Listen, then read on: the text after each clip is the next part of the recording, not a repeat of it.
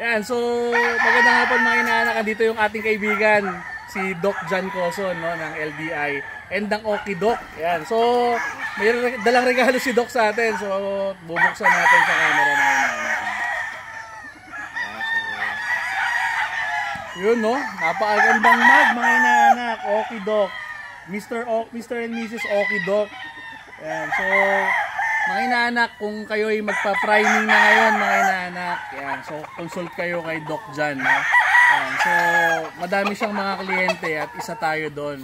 Ayan, so kung magsisimula kayo mag-breed mga inaanak, lagi natin sinasabi, start right, 'di ba?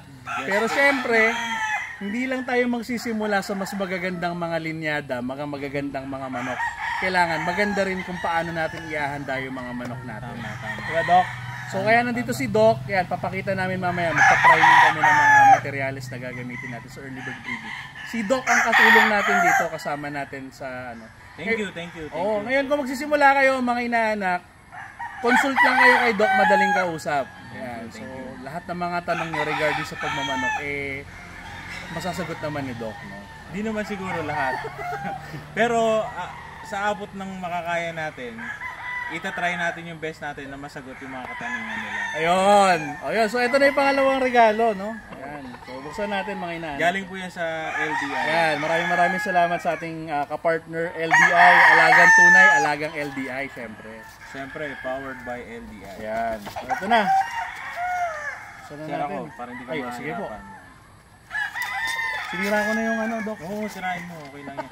Para nagbubukas ng regalo, dapat talaga pinupunit. Para exciting, di ba? Yun, no? Yun na. So, meron tayong record book, mga inaanak. Exclusive planner po yan ng LDI. Ayan, nakikita mo lahat. Napakaganda niyan. Actually, ang nabibigyan lang nito, iilan lang. Yun, no? Planner po siya na sa ating mga clients. So, alam ko, si Ninong Art dito ay isang breeder.